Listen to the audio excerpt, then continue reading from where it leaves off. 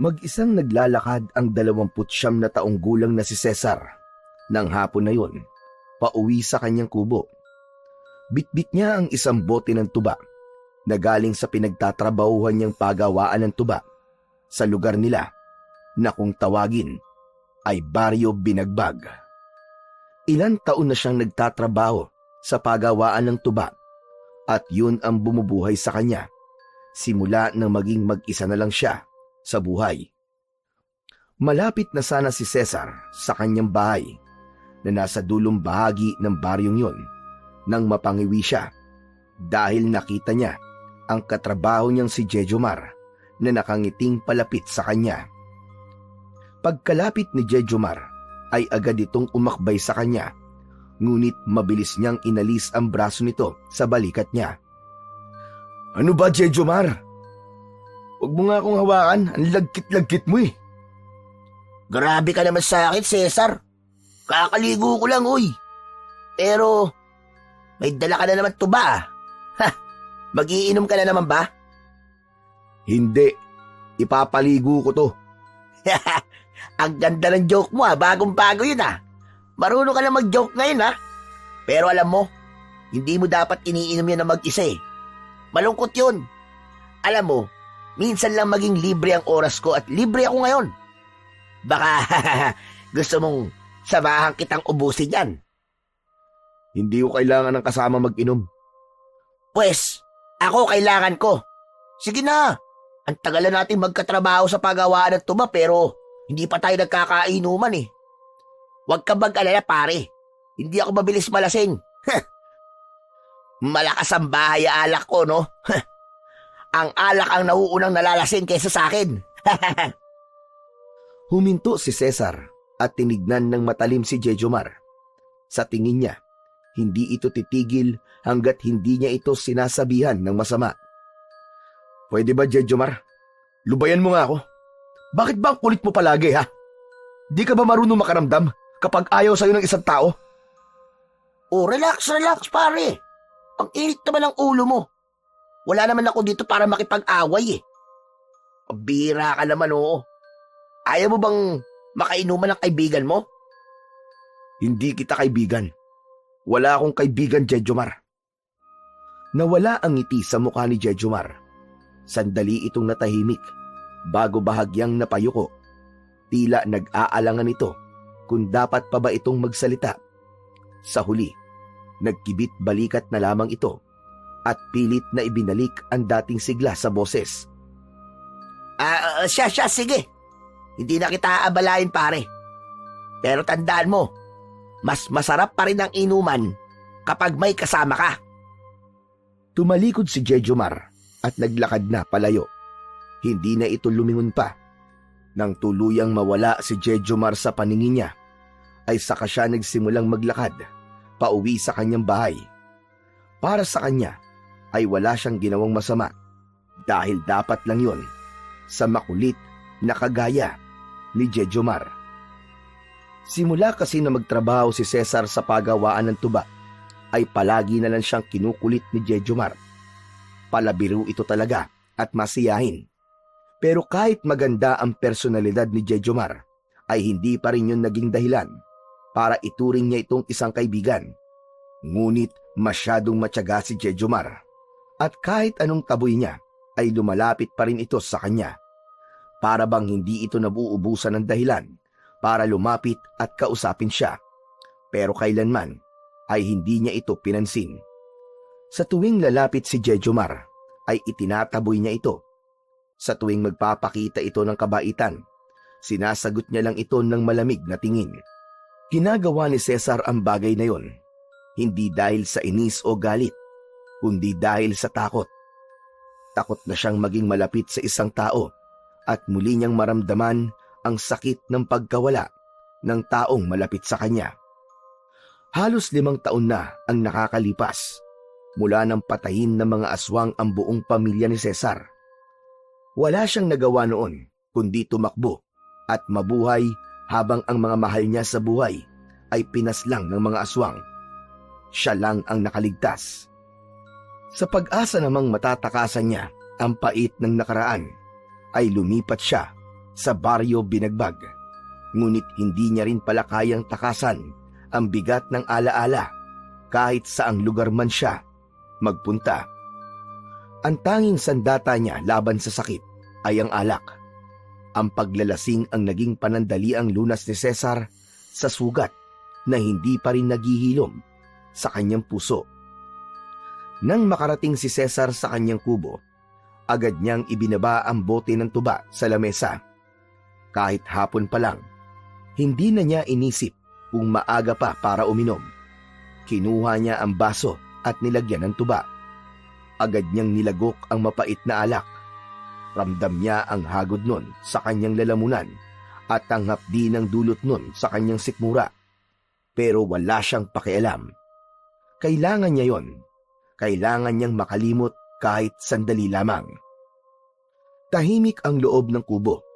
Walang ingay, kundi ang malalim na paghinga ni Cesar at ang bahagyang batingting ng bote sa tuwing nagsasalin siya ng tuba sa baso. Wala siyang kasama, walang kasalo. Paulit-ulit lang ang ikot ng buhay niya. Trabaho, alak. Alak, trabaho. At paglimot. Wala nang iba. Lumalim ang gabi. Hindi na alam ni Cesar kung pang ilang baso na ang naubos niya. Malabo na ang kanyang paningin at medyo mabigat na rin ang kanyang katawan. Pero sa loob-loob niya ay may bumabangong galit. Galit sa mundo. Galit sa nakaraan. At galit sa sarili. Hanggang sa bigla siyang tumayo. Sinipa niya ang lamesa at itinapon ang baso sa sahig. Walang ya! Bakit ganito? Anong klaseng buhay ba to? Bakit ba hindi ako makalimot? Pwisit na buhay to!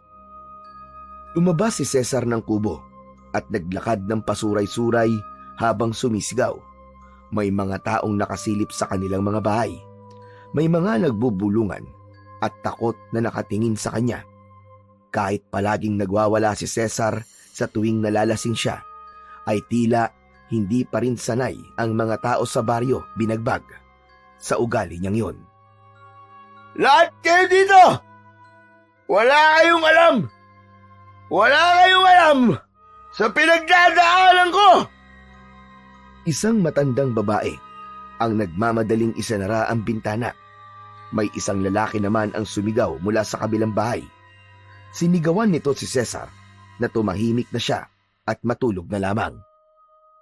Wala kang pakialam kung maingay ako! Kung gusto mo, lumabas ka rito at magsuntukan tayong dalawa! Biglang may humawak sa balikat ni Cesar at paglingon niya ay nakita niya si Jejomar. Pare, tama na yan. Halika na, muwi na tayo. Ang lakas ng loob mong maghamon ng away, lasing ka na. Panigurado ko, isang suntok lang sa'yo, tulog ka eh. Umalis ka nga dito, Jejomar. Pakailamero ka talaga eh, no? Alam kong may pinagdadaanan ka, pare. Pero hindi ito ang sagot sa problema mo. Pare, halika na. Atinda kita sa kubo mo. Hindi na nakapagpigil pa si Cesar. Isang malakas na suntok ang pinadapo niya sa mukha ni Jejomar na naging dahilan para matumba ito sa lupa. Sa isang suntok lang na yon ay nagawa niyang mapatulog si Jejomar. Natigilan si Cesar. Tila nahimasmasan siya nang mapagtanto niya ang kanyang ginawa. Humihingal siya habang nakatingin kay Jejomar na hindi na gumagalaw. Hindi niya intensyon ang manakit at ang nais lang niya ay mailabas ang nasa loob niya. Mahina niyang sinipa sa tagiliran si Jejomar. Oy! Oy, Jejomar! Umisig ka nga dyan! Hindi gumalaw si Jejomar. Marahang lumuhod si Cesar sa tabi nito. Abay, loko ka! Ikaw pala makakatulog sa isang suntok lang eh. Napamura si Cesar at mabilis na binuhat si Jejomar. Hindi niya alintana ang bigat nito. Hindi niya alam kung anong mas mabigat, ang katawan ni Jejomar o ang bigat ng konsensya dahil nasaktan niya ito nang hindi sinasadya. Tahimik na naglakad si Cesar pabalik sa kanyang kubo habang buhat-buhat si Jejomar. Kahit pa itinataboy niya ito palagi, ay hindi pa rin kaya ng konsensya niyang iwanan itong walang ulirat na nakahiga sa lupa. Makalipas ang ilang sandali, ay tapos nang mag-inom si Cesar. Tahimik siyang nakaupo sa isang sulok habang hawak ang sigarilyong unti-unting nauubos sa pagitan ng kanyang mga daliri. Minsan lang siya manigarilyo, pero dahil sa kaba niya na hindi na magising si Jejomar, ay napahipak siya nang wala sa oras. Nakatingin siya sa kawalan habang lumalabas ang usok sa kanyang bibig, at sa pagitan ng usok, bumalik ang alaala ng isang gabing na pilit niyang nililibing sa pagkalimot. Hinding-hindi makakalimutan ni Cesar ang gabing yon. Nang mahimbing silang natutulog ng kanyang pamilya, ay bigla na lang silang pinasok ng mga aswang sa kanilang bahay. Napuno ng sigawan at pagmamakaawa ang bahay nila. Nagtago noon si Cesar sa ilalim ng lamesa. Takot na takot siyang pinanood ang pagpaslang ng mga aswang sa lahat ng miyembro ng kanyang pamilya. Sinubukan niyang pigilin ang kanyang hininga. Sinubukan niyang isara ang kanyang mga mata, pero hindi niya matakasan ang tunog ng pagmuya ng mga aswang sa laman ng kanyang buong pamilya. Ang kapatid niyang bunso na si Nilo ay pilit na gumapang papunta sa kanya at pilit na inabot ang kanyang kamay, pero biglang may sumunggab dito na aswang at hinila ito palayo sa kanya. Nang magkaroon siya ng pagkakataon, ay matagumpay siyang nakalabas ng bahay nila at nagtatatakbo palayo habang umiiyak. Inihinto na ni Cesar ang pagdaloy ng mapait na nakaraan. Naramdaman niya ang hapdi sa kanyang lalamunan, hindi dahil sa sigarilyo, kundi dahil sa bigat ng lungkot na bumalik sa kanyang alaala. Gusto niyang umiyak, gusto niyang isigaw ang lahat ng sakit, pero biglang gumalaw si Jejomar. Dahil doon ay umurong ang luha niya. Dahan-dahang dumilat si Jejomar at bumakas ang pagtataka sa mukha nito. Iginala nito ang paningin sa loob ng kubo. Aray! Ang sakit ng panga ko! Asan ako? Ano ba lugar to? Umupo si Jejomar at hinawakan ang namamagang muka. Tumingin ito kay Cesar. Imbis na magalit, ay tumawa pa ito ng malakas. Nako po, nagkaroon yata ako ng amnesia sa lakas ng suntok mo, Cesar ah. Malis ka na nga. Muwi ka na sa inyo. Buhay ka naman pala eh. Akala ko patay ka na. Gabi na pare. Di mo ba alam na delikado maglakad sa labas kapag gabi? Ano ba pinagsasasabi mo? Pare, hindi mo ba naririnig ang mga kwentuhan dito sa atin? May gumagalang aswang sa lugar natin, pare. Natahimik si Cesar. Alam niya ang mga usap-usapan na yon, pero wala pang nakakapagpatunay kung totoo nga ba yon o hindi.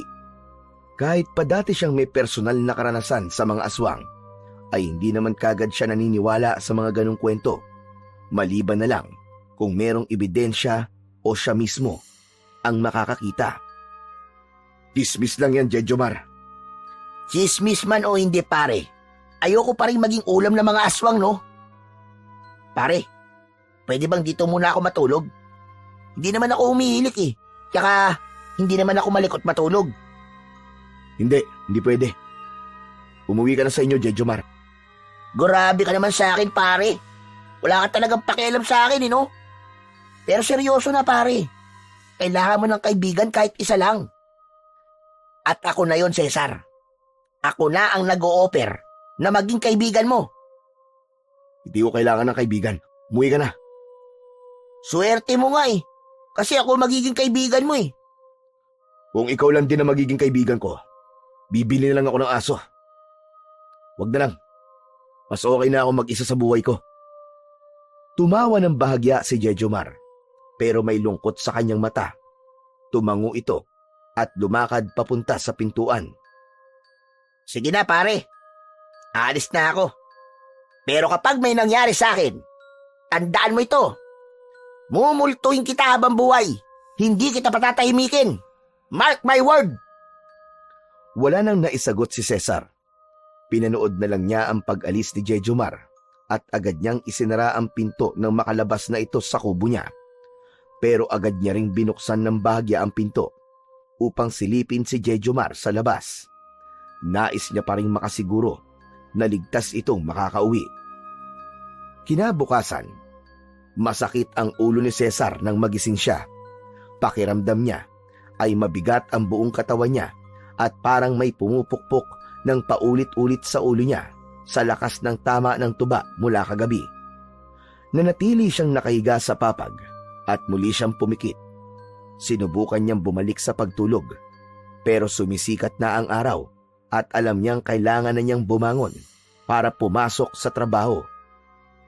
Bumuntong hininga si Cesar bago bumangon at dumiretso sa maliit niyang lutuan. Nagpainit siya ng tubig at nagtimpla ng kapeng walang asukal. Matapos makainom ng kape, ay naghilamos siya ng kanyang muka gamit ang tubig mula sa tapayan. Saka siya nagpalit ng damit. Lumabas siya ng kubo at kinandado yon at nagsimula na siyang maglakad papunta sa gawaan ng tuba kung saan siya nagtatrabaho. Habang naglalakad papunta sa pagawaan ng tuba, dama pa rin ni Cesar ang bigat ng hangover. Pumipikit-pikit siya para kahit paano ay mabawasan ang pananakit ng kanyang ulo. Hinihimas-himas niya rin ang kanyang sintido. Pagdating niya sa pagawaan, sinalubong agad siya ng matalas na tingin ni Gregorio. Ito ang may-ari ng nyugan at pagawaan ng tuba na kilala sa pagiging istrikto. Agad siyang nakatanggap ng malulutong na mura dito. Late ka na naman, Cesar ah! Anong oras na? Nasasayang ang oras ko sa'yo! Hindi siya sumagot. Diretso lang siyang pumasok at hindi pinansin ang galit ni Gregorio dahil baka bigla niya itong masagot at kung ano pa ang masabi niya. Dinaanan lang ako. Grabe talaga ang ugali mo, Cesar ah! Dadaan-daanan mo na lang ba ako dito? Hindi na pinansin ni Cesar ang sunod-sunod na pagtalak ni Gregorio. Sanay na siya rito. Sa halip, dumiretso siya sa isang sulok kung saan naroon ang kanyang gamit. Isang itak, isang maliit na lalagyan ng dagta, at ang tali na gagamitin niya sa pag-akyat sa puno ng nyog. Ang trabaho ni Cesar ay ang pag-akyat sa matataas na puno ng nyog upang kumuha ng tuba mula sa hinog na bulaklak ng nyog. Kumuha siya ng isang mahaba at matibay na lubid, saka ito itinali sa kanyang bewang. Siniguro niyang maigpit ang pagkakatali bago niya sinapo ang katawan ng puno ng nyog gamit ang kanyang mga paa. Dahan-dahan niyang iniangat ang kanyang sarili.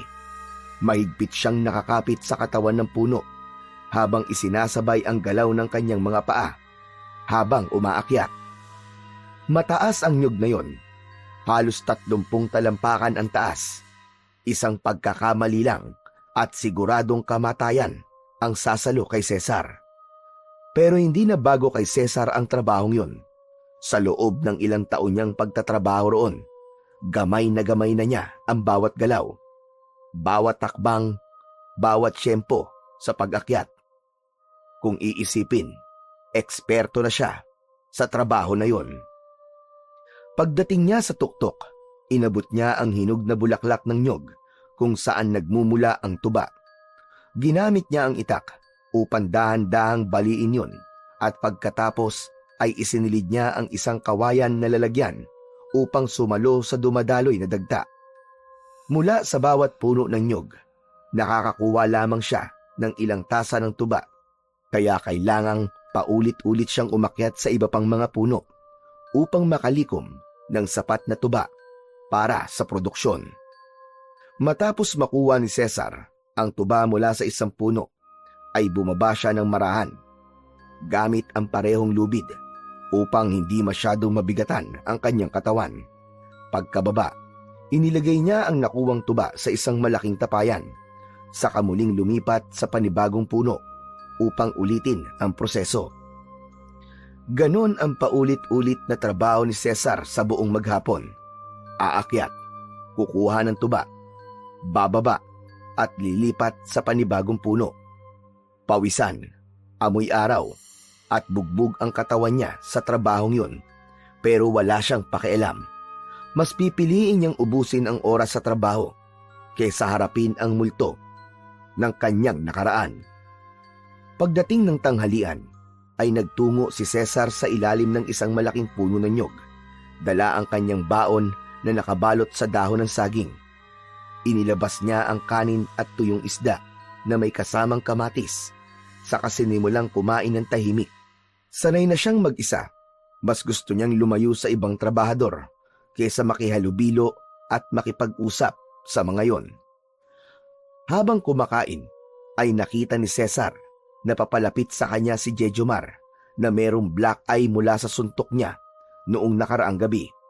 Napangiwi siya dahil alam niya na simula na naman ng pangungulit ni Jejomar sa kanya. Umupo si Jejomar sa tabi niya at nagsimulang kumain. Pare, malungkot kumain mag-isa. Gusto mo ba ng ulam ko? Adobong bayawak to. Pambihira. Sa dami ng pwede mong iadobo, bayawak pa talaga. Lumayas ka nga sa tabi ko. Pare, narinig mo na ba ang bagong balita dito sa Baryo Balagbag? Hindi sumagot si Cesar. Nagpatuloy lang siya sa pagkain. Alam niyang walang kwenta na naman ang sasabihin ni Jejomar, gaya ng iba pa nitong palaging sinasabi sa kanya. Pare, may inatake raw ng aswang sa kabilang barangay kagabi. Buntis daw yung babae, pare. Ang sabi, patay yung buntis at yung sanggol na nasa sinapupunan niya. Napatigil si Cesar sa pagsubo, ngunit hindi niya ipinahalata kay Jejomar na naaapektuhan siya sa kanyang narinig. Hindi niya ito tinignan at hindi rin siya nagtanong, pero sa loob-loob niya ay may takot siyang naramdaman. Kung totoo nga ang sinasabi ni Jejomar, hindi malabong sumunod na puntiryahin ng mga aswang ang Baryo Balagbag, gaya na nangyari sa lugar na iniwan niya noon. Muli siyang sumubo ng pagkain at nagkunwaring walang pakialam. Pambihira ka, oo. Ano ka, robot? Wala ka man lang ban reaksyon? Ang tapang mo naman pala kung ganun. Parang hindi ka takot sa aswang, ah.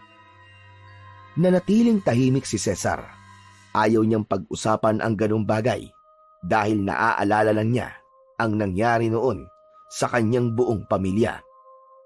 Maya-maya pa, muling nagsalita si Jejomar. Tila wala itong planong huminto sa pagsasalita hanggat hindi siya nito kinakausap.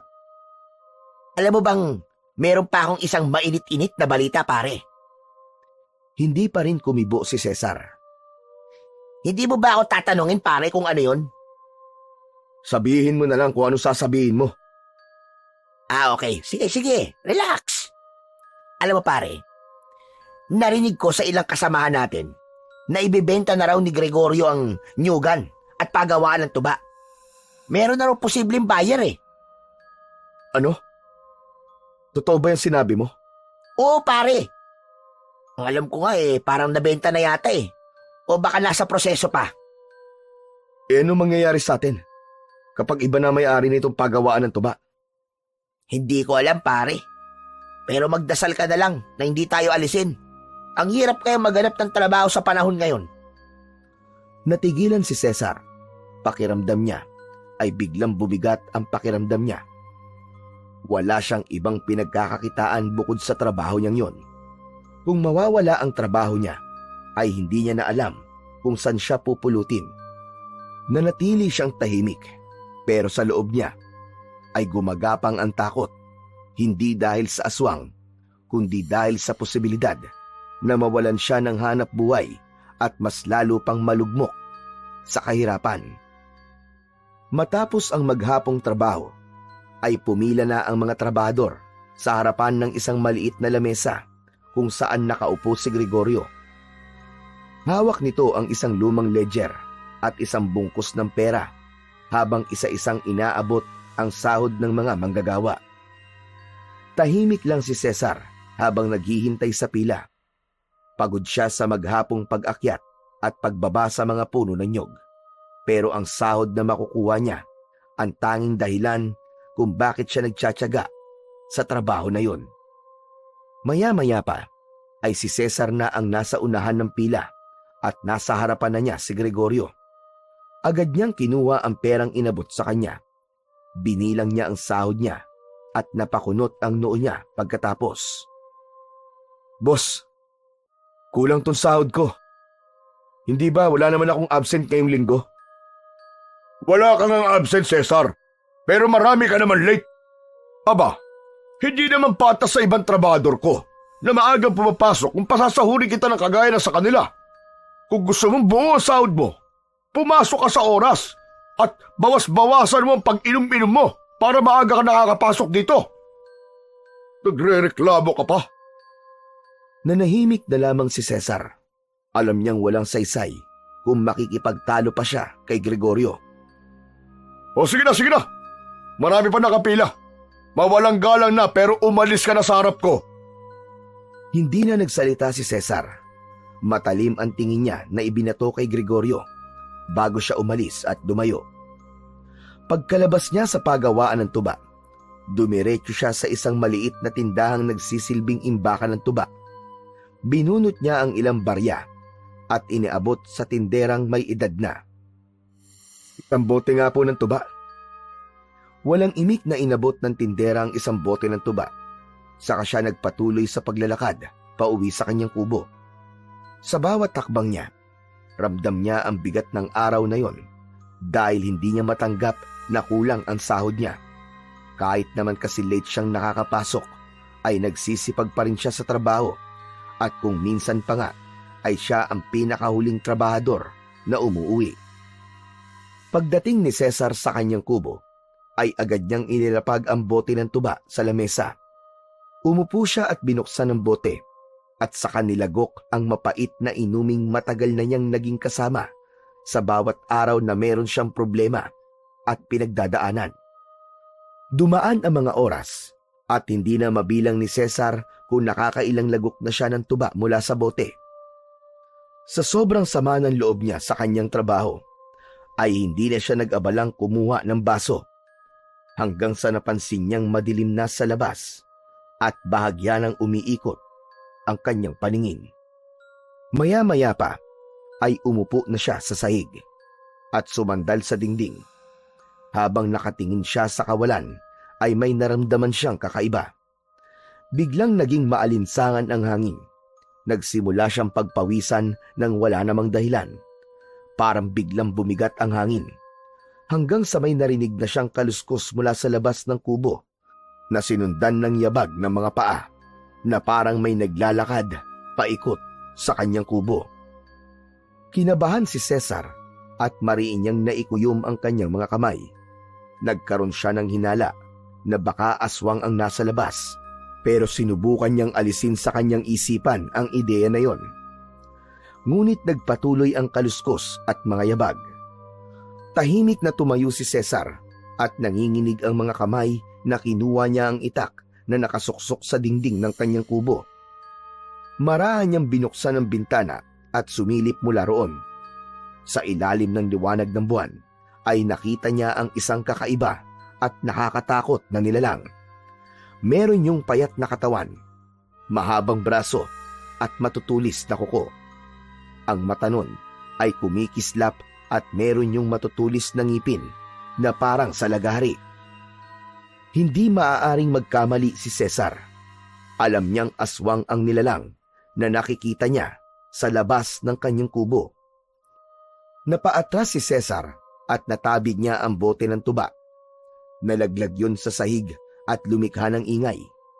Nanlamig ang buo niyang katawan at halos hindi na siya makahinga. Napatingin siya sa pinto at doon niya naririnig ang mga kaluskos. Sa isang iglap ay biglang bumukas ang pinto at nanlaki ang mga mata ni Cesar nang makita ang aswang na nakangisi sa kanya habang marahang pumapasok sa kanyang kubo.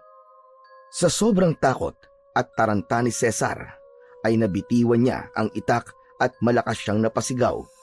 Umatras siya at sumiksik sa isang sulok. Bumalik sa alaala niya Ang gabing pinasok ng mga aswang ang kanilang bahay.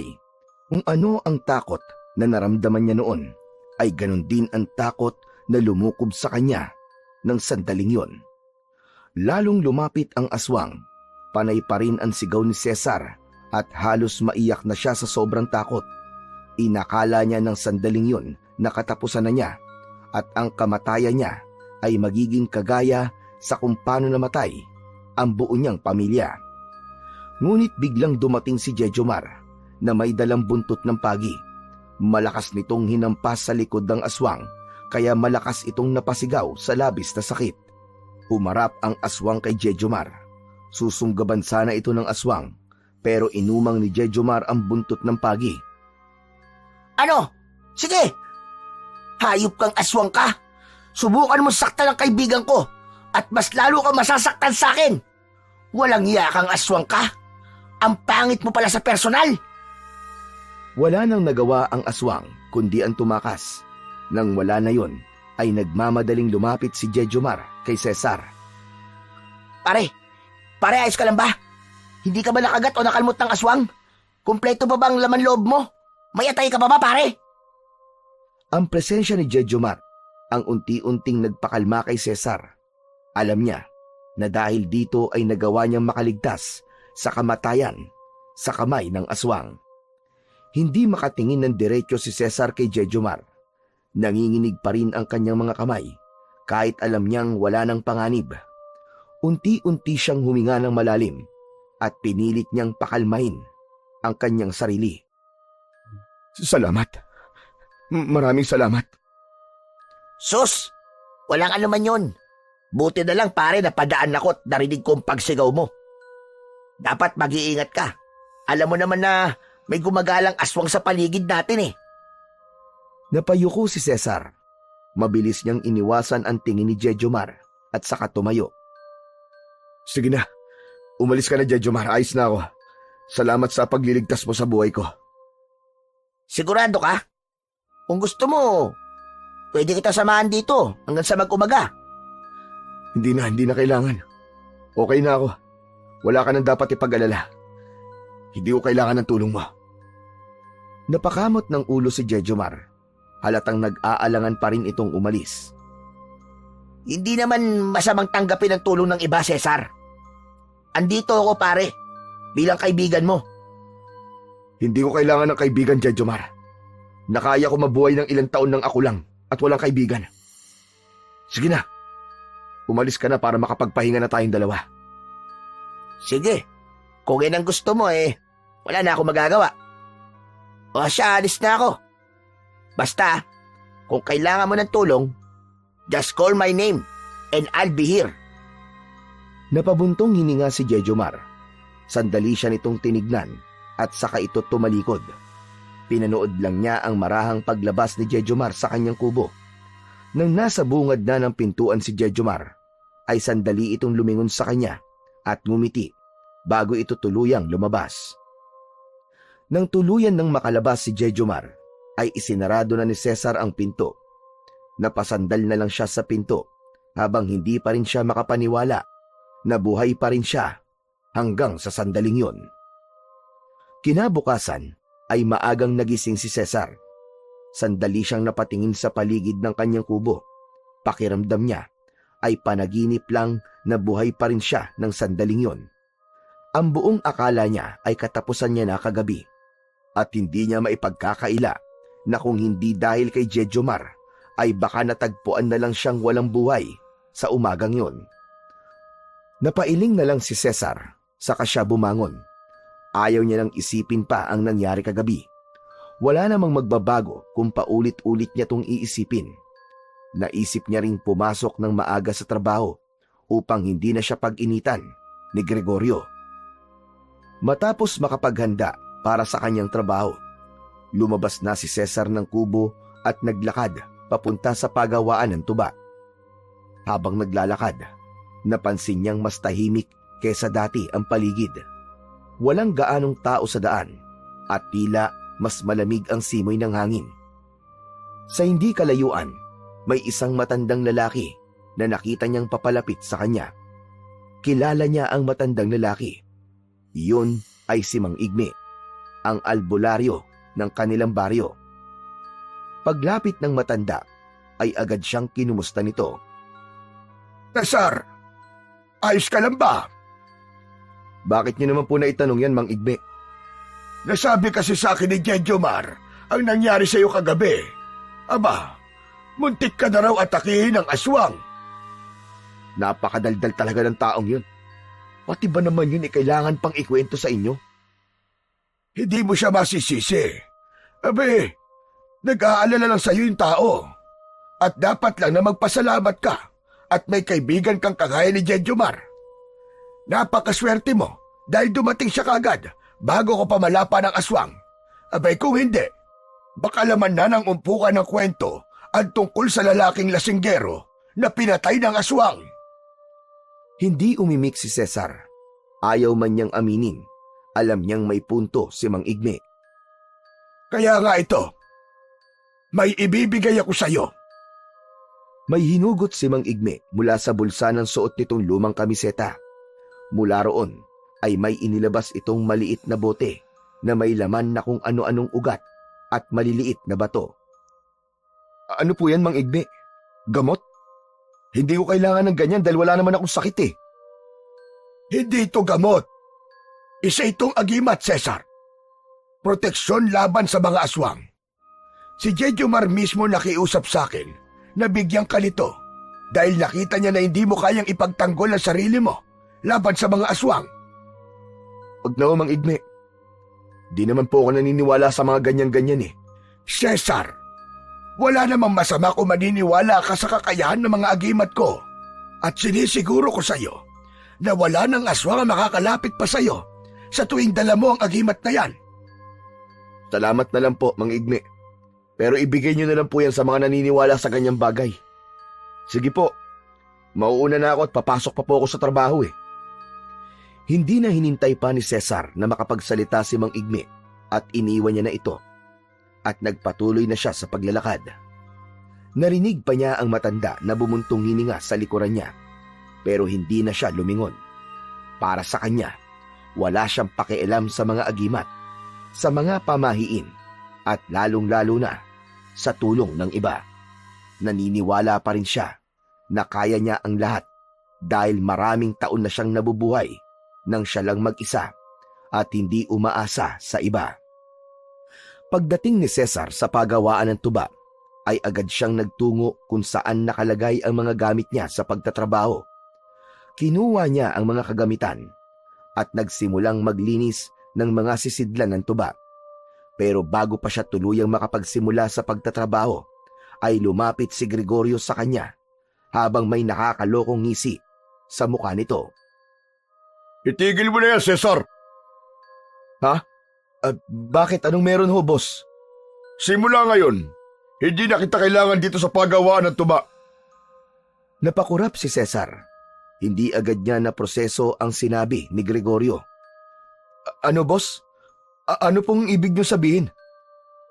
Hindi ka ba marunong makaintindi, ha? Si Santi ka na! Tanggal ka na sa trabaho mo rito sa pagawaan ng tuba. Biglang nanlamig si Cesar sa kanyang narinig. Hihintay niyang sabihin ni Gregorio na nagbibiro lang ito, pero nanatili itong nakatingin sa kanya. Nagbibiro ka lang, boss, di ba? Ano nagbibiro? Hindi ako nagbibiro. Pero boss, bakit? Bakit niyo ako aalisin dito? Nagtatrabaho naman ako na maayos ah. Simple lang. Ayoko ng trabador na katulad mo. Abay madalas ka late. Hindi patas yun sa iba mong kasamahan na maagang pumapasok. Gregorio, bigyan mo naman ako ng isa pang pagkakataon oh. Hindi na mauulit. Nangangako ko. Wala akong pakialam sa pangako mo, Cesar. Buo na ang desisyon ko eh. Ayoko nang makita ang pagmumukha mo rito simula ngayong araw na to. Boss Gregorio, pakiusap naman. Tumigil ka na, Cesar. Umalis ka na. Kapag hindi ka pa umalis, tatawag ako ng mga tanod at sasabihin ko na nanggugulo ka rito. Gusto ba yun? Hindi na hinintay ni Gregorio ang sagot ni Cesar at tumalikod na ito. Iniwan siyang nakatayo habang nakatulala at hindi makapaniwala na wala na siyang trabaho. Ilang minutong nakatayo si Cesar sa kung saan siya iniwan ni Gregorio. Nang mahimasmasan siya, ay saka lang siya nagsimulang maglakad paalis sa pagawaan ng tuba. Sa pagkakakilala niya kay Gregorio, ay alam niyang hindi na magbabago ang desisyon nito kahit anong pagmamakaawa ang gawin niya. Palabas na siya sa pagawaan ng tuba nang biglang lumapit si Jejomar sa kanya. Bakas sa mukha nito ang pagtataka. Pare Cesar, abay saan ka pupunta? Bakit ka pala kinausap kanina ni Gregorio? Wala na akong trabaho. Tinanggal ako ni Gregorio. Ano? At bakit ka naman niya tinanggal dito? Madalas daw akong late eh. Ayos lang. Maghahanap na lang ako ng ibang trabaho. Teka, baka gusto mong kausapin ko muna si Gregorio. Papakiusapan ko siya na huwag kanyang tanggalin. Mahirap makahanap ng trabaho ngayon, pare. Bakit? Sa tingin mo ba, hindi ko ginawa yon? Nakiusap ako sa kanya pero wala siyang awa. Nagpaliwanag na ako pero wala siyang pakialam. Ayaw niya akong pakinggan. Pero baka... Tigilan mo na nga yan, Jejomar. Baka madamay ka pa eh. Baka pati ikaw ay mawalan din ng trabaho kagaya ko. Paano ka, pare? Wala ka ng pakialam doon. Buhay ko to. Hindi mo ako responsibilidad. Matapos yung sabihin ni Cesar, ay nagpatuloy na siya sa paglalakad, palayo sa lugar na yon. Nilisan niya ang pagawaan ng tuba, na dala ang bigat ng pagkakatanggal niya sa trabaho. Sa kanyang pananaw, ay hindi makatarungan ang ginawang yun sa kanya ni Gregorio. Masama ang loob na naglakad si Cesar pauwi sa kanyang kubo. Ang totoo ay hindi niya alam kung ano ang gagawin niya at kung paano pa siya mabubuhay. Wala siyang ipon at wala siyang ibang alam na trabaho. Ang pagawaan ng tuba ang tanging bumubuhay sa kanya. Tapos nawala pa yon sa isang iglap. Nang makarating siya sa kanyang kubo, ay padabog niyang binuksan ang pinto at maras niyang isa na rayon. Umupo siya sa isang sulok at sumagi sa isip niya ang muka ni Gregorio. Hayop ka, Gregorio. Wala kang awa. May araw ka rin sa akin. Naikuyom ni Cesar ang kanyang kamao, pero alam niya sa kanyang sarili na wala na siyang magagawa kundi ang tanggapin ang pangyayaring yon.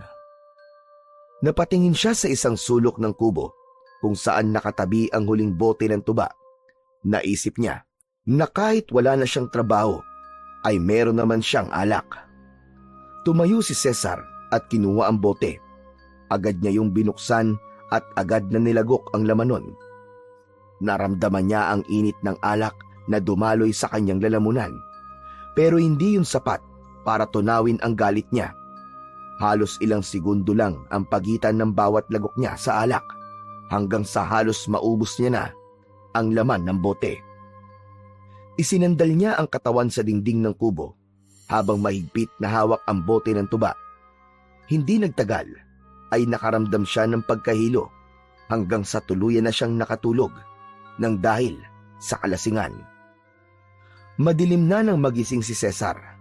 Nang tingnan niya ang bote na hawak niya, ay napaungot siya dahil wala nang laman yon. Para sa kanya, ay nais pa niya ng maraming tuba. Nais niyang lunurin ang sarili niya sa alak para kahit paano ay makalimot siya sa problemang pinagdadaanan niya ng sandaling yon. Nang tumayo si Cesar, ay muntik pa siyang matumba dahil may epekto pa rin sa kanya ang alkohol na taglay ng tuba. Gusto ko pa ng tuba. Bitin pa ako. Napatingin siya sa labas ng kanyang kubo. Tahimik na ang paligid. Pero alam niyang may natitira pang tuba sa pagawaan. Kaya kahit lasing, ay naglakad siya ng pasuray-suray palabas ng kubo. Hindi niya alintana ang dilim ng gabi at ang banta ng aswang sa lugar nila. Ang nasa isip lang niya ng sandaling yun ay makahanap ng tuba. Nang makarating siya sa pagawaan ng tuba, ay sarado na ang tindahan. Muli siyang napamura dahil sa sobrang inis. Aalis na sana si Cesar nang may mapansin siyang kakaiba sa nyugan sa hindi kalayuan. May isang puno ng nyog na may kung anong kumikislap sa itaas. Hindi niya mawari kung ano yun, pero para yung maliit na ilaw na pumipintig-pintig sa dilim. Hindi niya masabing alitap-tap yun dahil masyadong malaki at maliwanag ang ilaw na yon para sa isang alitap-tap. Labis na nagtaka si Cesar kung ano ang bagay na yon. Dahil sa kalasingan at kuryosidad, hindi na siya nagdalawang isip na lumapit sa puno. Sinuri niya yon mula sa ibaba. Pilit niyang inaaninag kung ano ang nasa tuktok ng puno na umiilaw. Bago pa mag-isip ng kung ano-ano si Cesar, ay sinimulan na niyang akyatin ang puno ng niyog. Mahigpit siyang kumapit sa katawan ng puno at dahan-dahan siyang umakyat kahit naduduwal siya sa pagkahilo dahil sa kalasingan. Ramdam niya ang lagkit ng pawis sa kanyang katawan pero hindi siya tumigil. Talagang nais niyang malaman kung ano ang umiilaw sa itaas ng puno na yon. Nang makarating si Cesar sa tuktok ng puno, ay namilog ang mga mata niya sa nakita. Sa pagitan ng mga dahon ay may isang maliit na bagay na parang isang buto na kulay brown na kasinlaki ng isang holen. Kumikislap-kislap yun na parang may sarili yung liwanag. Maingat niyang kinuha ang bagay na yon at tinignan ng mabuti. Hindi niya maipaliwanag, pero parang may mainit na enerhiyang dumadaloy sa kanyang katawan mula sa bagay na kanyang hawak. Napapikit si Cesar nang biglang sumakit ang ulo niya. Umikot ang paningin niya at nawalan siya ng balanse. Kasunod nun ay napabitaw siya sa kinakapitan niya at bago pa niya maunawaan ang nangyari, ay mabilis na siyang bumulusok pababa at malakas siyang bumagsak sa lupa. Wala nang naalala pa si Cesar sa nangyari sa kanya dahil agad siyang nawalan ng ulirat pagkatapos nun. Unti-unting bumalik ang ulirat ni Cesar nang maramdaman niya na may sumisipa ng paulit-ulit sa kanyang tagiliran. Nang ibukas niya ang kanyang mga mata, ay nasilaw siya sa liwanag ng sikat ng araw. Ngunit nagulat siya nang malaman na si Gregorio ang sumisipa sa kanya. Bakas ang galit at inis sa mukha nito. Hoy! Hoy, magaling na lalaki! Gumising ka nga dyan! Cesar! Tumayo ka dyan! Lasinggero! Tuluyang iminulat ni Cesar ang kanyang mga mata at naguguluhan siyang tumayo. Napapalibutan sila ng mga trabahador, kabilang naroon si Jejomar na nakatingin sa kanya ng may halong pagtataka at awa. Maya-maya pa ay tumingala siya sa puno ng nyog kung saan siya nahulog. Natigilan si Cesar nang makita niya kung gaano kataas ang kanyang pinaglaglagan. Hindi. Imposible. Paano ako nabuhay? Anong binubulong-bulong mo dyan, ha? Ano't naririto ka pa? Hindi ba't sisante ka na? Bumalik ang atensyon ni Cesar kay Gregorio. Nakapamewang ito at galit na nakatingin sa kanya. Magsalita ka, Cesar. Anong ginagawa mo rito, ha? Sinabi ko na sa'yo na ayoko na makita ang pagbumuka mo rito. Hindi ka na trabador dito. Ano pang ginagawa mo dito? Ano kasi? Kagabi, pumunta ako dito para bumili ng tuba. Pero sarado ng tindahan eh. At ano? Nagpumilit ka makapasok? Nang abala ka na naman? Hindi. Wala akong ginawang masama. Nung paalis na ako, napansin ko yung puno ng nyog. May kumikislap sa itaas kaya umakyat ako. Pero habang nasa itaas ako, bigla ako nakaramdam ng pagkahilo tapos, ayun, nahulog ako. Sumabog ang malakas na halakhak ni Gregorio, dahilan para mapayuko si Cesar sa hiya. Maging ang ibang trabahador ay pinagtawanan si Cesar, maliban kay Jejomar. Ano ka mo? Nahulog ka? Kung nahulog ka sa punong yan, dapat bali-bali na mga buto mo o baka patay ka na ngayon. Ikaw talaga. Wala kang ibang ginawa kundi uminom at magpakalasing. Malamang, nalasing mo na naman ang sarili mo kagabi at natulog ka rito. Sumang-ayon ang ilan sa mga trabahador. May ilan pang napailing at halatang hindi kumbinsido sa kwento ni Cesar. Oo, lasing ako kagabi. Pero hindi sobrang lasing. Tsaka totoo ang sinasabi ko. Alam ko na totoo nangyari. Tama na nga kalokohan mo, Cesar. Ayoko nang makita ang pagbumuka mo rito. Lumayas ka na. Inaabala mo kaming lahat. Istorbo ka, laksiggero. Malakas siyang itinulak ni Gregorio, dahilan para mapaatras siya. Wala siyang nagawa kundi umiling at maglakad palayo. Habang naglalakad palayo, ay ramdam ni Cesar ang pagtatakang bumabagabag sa kanyang isipan. Kahit sigurado siya na totoong nahulog siya mula sa itaas ng mataas na puno ng nyog, ay hindi pa rin niya maipaliwanag kung paano siya nabuhay. Napailing si Cesar at huminto siya saglit. Tumingin siya sa nyugan at umasa na makakahanap siya ng kasagutan doon, pero tila mas lalo siyang naguluhan. Tahimik na nagpatuloy sa paglalakad si Cesar at pinilit niya ang sarili na wag nang isipin ang nangyari. Ngunit sa bawat hakbang niya, lalo lamang siyang nababagabag. Pagkarating niya sa kanyang kubo, agad siyang naupo sa lumang bangkong yari sa kawayan. Napabuntong hininga siya at marahang niyuko ang ulo. Natigilan siya nang may naramdaman siyang matigas na bagay na nasa loob ng bulsa sa likod ng kanyang pantalon. Ipinasok niya ang kamay sa bulsa ng kanyang kupas na pantalon at inilabas ang bagay na naroon. Nanlaki ang mga mata niya nang malaman na yon ang bagay na hindi niya alam kung ano, na nakuha niya sa itaas ng puno ng nyog bago siya nahulog. Muling bumalik sa alaala ni Cesar ang lahat. Matamang tinitigan niya ang bagay na hawak niya. Hindi na yon nagliliwanag, pero ramdam pa rin niya ang kakaibang enerhiya na tila pinapadaloy nun sa kanyang buong katawan. Ikaw ba nagligtas sa akin? Pero ano ka ba talaga? Hinawakan niya ng mas maigpit ang bagay na yon at mas pinakatitigan niya yon ng mabuti. Wala naman siyang nakikitang kakaiba roon, pero may pakiramdam siya na may kung anong misteryo ang bumabalot sa bagay na kanyang hawak. Simula nang makuha ni Cesar ang kakaibang bagay na nakuha niya sa tuktok ng puno ng nyog, ay itinuring niya yon na swerte sa kanyang buhay. Kaya naisip niya na kailangan ay hindi yun mahiwalay sa kanyang katawan. Kumuha siya ng manipis na tali at maingat niya yung pinaikutan ng tali. Ginawa niya yung isang kwintas at isinabit niya yon sa kanyang leeg. Malakas ang pakiramdam ni Cesar na meron yung kinalaman sa milagrong nangyari sa kanya sa nyugan. Napagtanto niya rin na sa tuwing hahawakan niya ang bagay na yon ay nakakaramdam siya ng kakaibang lakas na bumabalot sa kanyang katawan.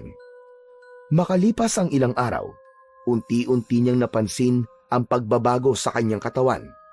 Pakiramdam niya ay mas lumakas siya, mas bumilis ang kanyang kilos at parang hindi siya madaling mapagod. Ngunit higit sa lahat, napansin niya na sa tuwing nakakainom siya ng tuba, lalo na kapag nalalasing na siya, ay mas lalong tumitindi ang kanyang lakas. Tila may dumadaloy na kakaibang enerhiya sa kanyang mga ugat na parang isang puwersang hindi niya maipaliwanag. Isang umaga, nakaupo si Cesar sa mahabang upuan na nasa harapan ng kanyang kubo. Imbis na isang tasa ng kape, ay isang baso ng tuba ang kanyang hawak. Malalim ang iniisip niya nang biglang lumitaw si Jejomar na may bitbit na supot ng chichirya. Ano na namang ginagawa mo rito, Jejomar? Umalis ka na nga. Ngumiti lang si Jejomar at imbis na umalis, umupo ito sa tabi niya.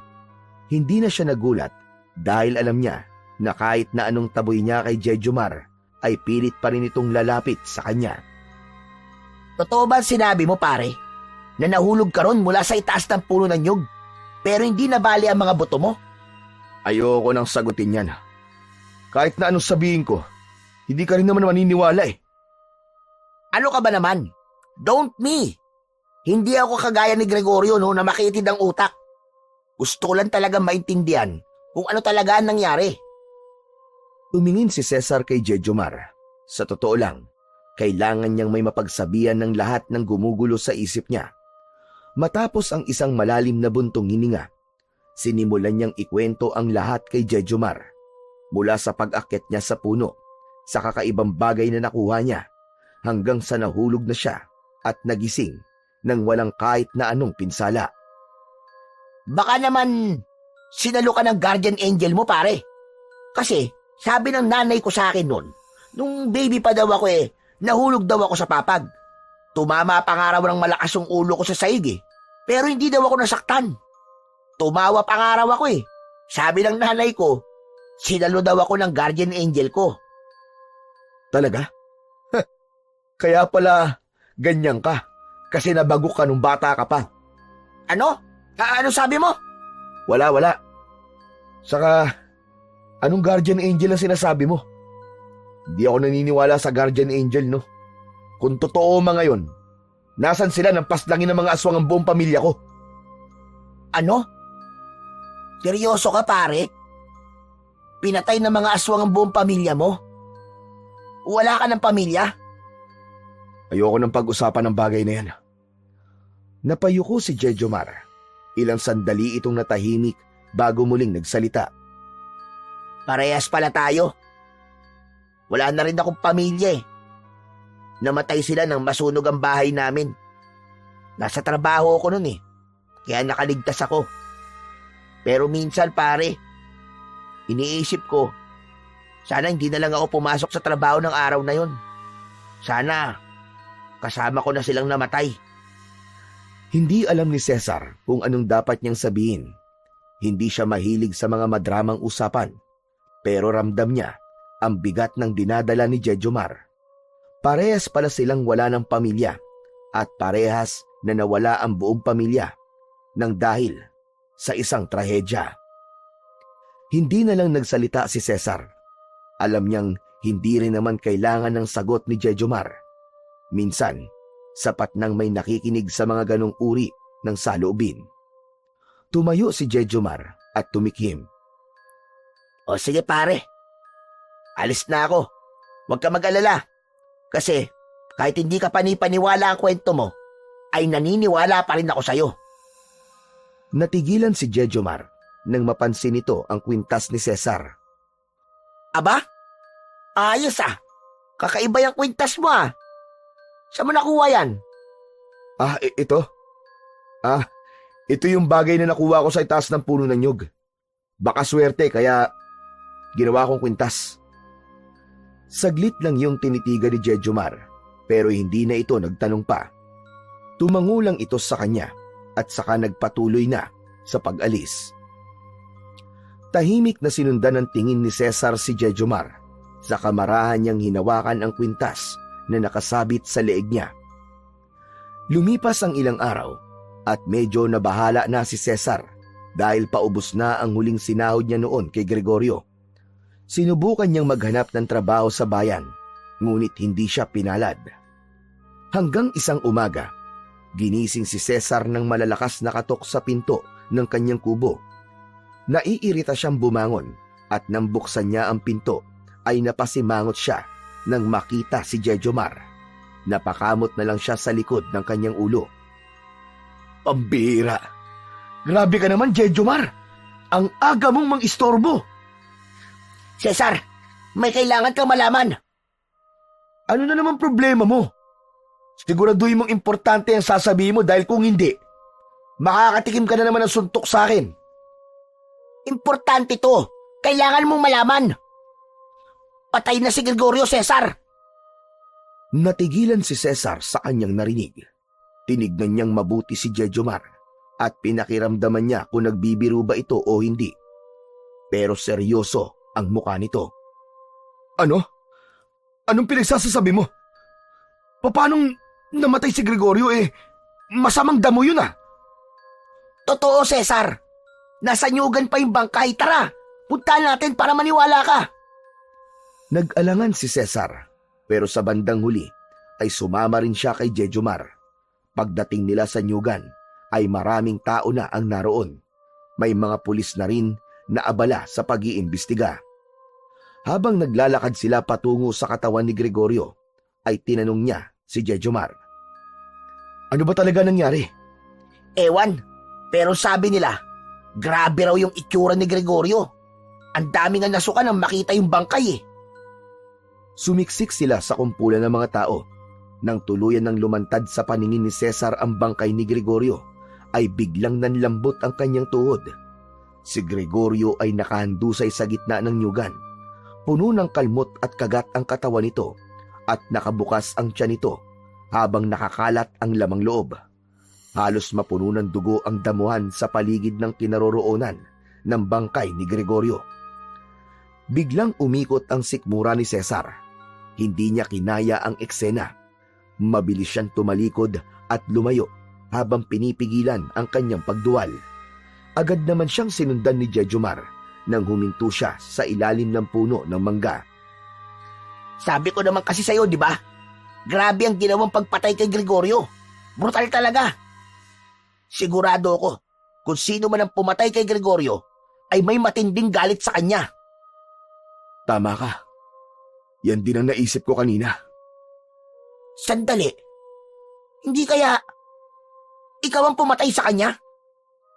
Baka kasi galit ka pa rin sa kanya dahil tinanggal ka niya sa trabaho. Hindi na nakapagpigil pa si Cesar at binatukan niya si Jejomar. Sira ulo ka ba? Tumahimik ka nga. Ang ingay mo. Baka mamaya may makarinig sa'yo eh. Mamaya niyan maging suspect pa ako dyan eh. Nagbibiro lang naman ako eh. Aray, sakit naman ang batok mo. Pues, hindi nakakatuwa ang biro mo. Wala akong kinalaman dun, no? Dahil hindi ko kayang pumatay ng tao. Napakamot sa ulo si Jejomar, pero hindi na nagsalita pa. Mabilis na naglakad palayo si Cesar, pero nakasunod pa rin sa kanya si Jejomar at hindi siya nito nilubayan. Habang naglalakad sina Cesar at Jejomar palayo sa nyugan, hindi pa rin maalis sa isip ni Cesar ang nakita niya. Napakabrutal lang sinapit ni Gregorio at hindi niya lubos maisip kung sino o ano ang may gawa nun sa dati niyang amo. Alam mo, Cesar, kung iisipin mo, parang hindi normal yung nangyari kay Gregorio. Hindi basta tao may gawa nun. Hindi nga. Pero kung hindi tao, ano? Eh di hayop. O kaya, hindi na itinuloy ni Jejomar ang sasabihin, ngunit alam ni Cesar kung ano ang ibig nitong ipahiwatig. Sigurado siya na parehas aswang ang iniisip nila. Sa hindi kalayuan, nakita nilang papalapit sa kanila si Mang Igme. Agad itong kinausap ni Jejomar nang makasalubong nila ito. Aba, kayo pala, Mang Igme. Alam niyo na po ba kung ano nangyari kay Gregorio? Oo naman. Nauna pa akong makakita sa bangkay niya kaysa sa inyo. Ayos din. Napakachismoso niyo pala, Mang Igme. Hindi kayo nagpapauli sa latest, ha? Tumigil ka nga dyan. Sadyang nauna lang akong nalaman ang sinapit ni Gregorio. Mang Igme, ano pong tingin nyo? Sino kaya may gawa nun? Napailing ang matanda bago sumagot. Isang aswang ang pumatay sa kanya. Sigurado ko doon. Nakita niyo naman siguro kung paano tinadtad ng kalmot at kagat ang kanyang katawan. Tsaka yung lamang loob niya, kinain. Ganun talaga kapag aswang ang umatake. Nakakatakot naman. Kung ganun, kailangan na natin mag-ingat kasi hindi malabo may sumunod sa nangyari kay Gregorio. Matagal na akong may kutob na may aswang talaga ditong gumagala sa lugar natin. Pero ngayon lang may pinatay na tao na ganun kabrutal. Nakakakilabot talaga. Pang nag-uusap ang dalawa, napansin ni Cesar na biglang natigilan si Mang Igme. Nanlaki ang mga mata ng matanda at dahan-dahang itinuro ang suot na kwintas ni Cesar. Sandali lang. Ano yung suot mo, Cesar? Saan mo nakuha yan? Napatingin si Cesar sa kwintas. Hindi siya kagad nakasagot na para bang may pumigil sa kanya na sabihin ang totoo kay Mang Igme. Sa itaas po ng puno ng nyug niya yan nakuha, Mang Igme. Nang sandaling yon, nais batukan ni Cesar si Jejomar dahil sa pagsagot nito sa tanong na siya dapat ang sumagot. Alam mo ba, kung ano yung suot mo, Cesar? Hindi ko po alam eh. Basta nakita ko lang po ito sa taas ng puno ng nyog. Ang nakakwintas sa'yo ay ang tinatawag na mutya ng tuba. Ano po? Mutya ng tuba? Ano po yun? Tumingin si Mang Igme sa paligid na para bang tinitiyak nito na walang ibang makakarinig sa kanila. Maya-maya pa, bumaling itong muli kay Cesar at Jejomar. Hindi tayo pwede mag-usap dito tungkol sa mutya. Sumunod kayo sa kubo ko. Doon natin pag-uusapan ang mga dapat mong malaman, Cesar. Nagkatinginan sina Cesar at Jejomar. Parehas silang naguluhan sa sinabi ni Mang Igme. Ngunit sa huli ay nagdesisyon silang sumunod sa matanda sa kubo nito. Pagdating nila sa kubo ni Mang Igme, ay agad silang pinapasok ng matanda. Simple lang ang loob ng kubo. May maliit na papag sa isang sulok, ilang lumang gamit at isang kalan sa gilid. Sa gitna ay may banig na nakalatag sa sahig na kawayan kung saan sila umupo. Maaari mo bang hubarin ang kwintas mo, Cesar? Gusto ko lang itong makita ng mabuti. Walang pagdadalawang isip na hinubad ni Cesar ang kwintas at inabot yon kay Mang Igme. Maingat naman na kinuha ni Mang Igme ang mutya ng tuba at sinuri ito ng mabuti. Gamit ang daliri nito ay pinasadahan nito ang mutya. Tahimik lang sina Cesar at Jejomar ng mga sandaling yon na nakatingin sa matanda habang naghihintay ng sasabihin nito. Makalipas lamang ang ilang sandali, ibinalik na ni Mang Igme ang kwintas kay Cesar at agad niya yung sinuot. Tama, hindi nga ako maaaring magkamali. Isa nga yang mutya ng tuba. Walang kaduda-duda. Ano po ba ang nagagawa ng mutya ng tuba, Mang Igme? Alam nyo, maraming naniniwala na ang ganitong klase ng mutya ay nagbibigay ng swerte sa kung sino mang magmamayari nito. Isa pa, may kakayahan din itong makapagpagaling ng karamdaman. Kung may sakit ang isang tao, ibababad lang ang mutya sa tubig, ipapainom sa kanya, at tsak ay gagaling na siya. Bukod po sa mga sinabi niyo, Mang Igme, may iba pa po bang kayang gawin ng mutya ng tuba? Maraming hindi nakakaalam ng isa pang mahalagang gamit ng mutyang yan.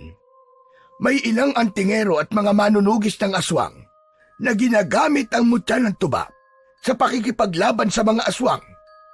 Hindi lang ito basta swerte o panggamot. Nagbibigay din ito ng kakaibang lakas at bilis sa sino mang nagmamayari nito. Aba, Cesar! Ayos! Kung ganun pala kaya mo nang lumaban sa mga aswang na pumapatay ng tao rito sa lugar natin. Aba, pwede kang maging tagapagtanggol natin. Kumbagay para kang superhero. Agad na umiling si Cesar sa sinabing yun ni Jejomar. Hindi. Wala akong balak gawin yan. Pero Cesar... Tumahimik ka na. Sapat na sa akin gamitin ang mutya sa swerte at sa pagpapagaling sa sarili ko kung sakaling may sakit ako. Ala ko ba? Hindi ka naniniwala sa mga agimat, Cesar?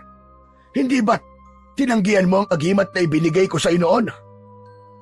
Simula po kasi nang mapunta sa akin ang mutya na to, para pong sinuwerte na ako eh.